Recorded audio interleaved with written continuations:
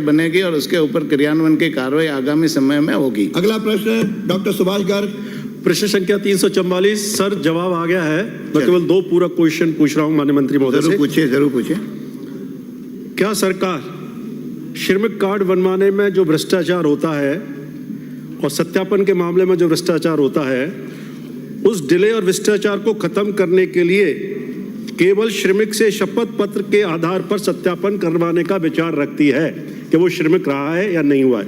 दूसरा, क्या सरकार द्वारा जो आवेदन कई बार तो रिजेक्ट कर दिए जाते हैं कमियों की वजह से, कई श्रमिक बहुत अनपढ़ होते हैं, मालूम नहीं पड़ता, ई मित्र और वहाँ एजेंट्स घूमते रहते हैं जिसकी वजह से प्रॉब्लम आती है, तो क्या सरकार उन रिजेक्ट किए हुए आवेदनों पर अपील भी कर दी जाती है, वो भी रिजेक्ट हो जाती है, तो उनको दोबारा अवसर देने का विचार रखती है या नहीं रखती है?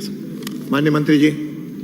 माननीय अध्यक्ष जी, इसमें जो माननीय सदस्य भरतपुर से उन्होंने प्रश्न पूछा है कि श्रमिक कार्ड पर भ्रष्टाचार के कारण जो इनका कहा गया कि श्रमिक सत्यापन का विचार रखती है स्वयं के सत्यापन पर, तो इसमें केंद्र सरकार के भवन एवं सनिर्माण श्रमिक नियोजन एवं सेवा शर्त का विनियमन अधिनियम 1996 में किए गए प्रावधान के अनुसार श्रमिक को जो हमारे विभाग के द्वारा किया जाता है, ई मित्र के द्वारा, फिर हमारे जो श्रम निरीक्षक द्वारा पंजीयन की कार्रवाई की जाती है, उसी के तौर पर हम अभी कार्रवाई करने का ही, उसी का श्रमिक का पंजीयन करने का ही विचार है। स्वयं पर अभी कोई विचार सरकार नहीं रखती है। और दूसरा, इनका प्रश्न कि आवेदन निरस्त होने पर, तो उसकी भी प्रक्रिया है। आवेदन निरस्त होने पर भी आवेदन में यदि कमी रही है तो वो जिला अधिकारी जैसे श्रम कल्याण अधिकारी, सहायक, उप सहायक श्रम आयुक्त के समक्ष भी अपील कर सकता है आगे कार्रवाई के लिए, उस चीज के लिए। माननीय अध्यक्ष महोदय, मेरा ये एक सुझाव है, ठीक है केंद्र सरकार का कानून है, क्या प्रदेश सरकार ये सुझाव भेज नहीं सकती कि यहाँ की प्रॉब्लम्स को देखते हुए, और आप स्वयं देखते हैं, हम सारे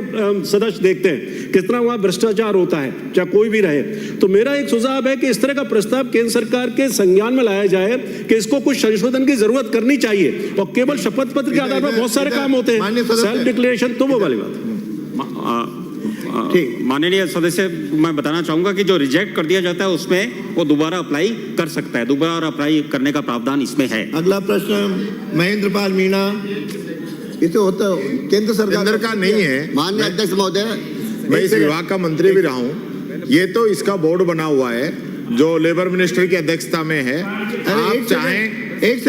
आप चाहें वो डॉक्यूमेंट्स इसमें अलाउड कर सकते हैं, ये यहाँ के ऊपर है, इसमें केंद्र सरकार से कोई लेना देना नहीं है।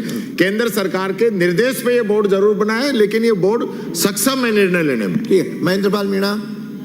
प्रश्न संख्या 345। माननीय मंत्री जी।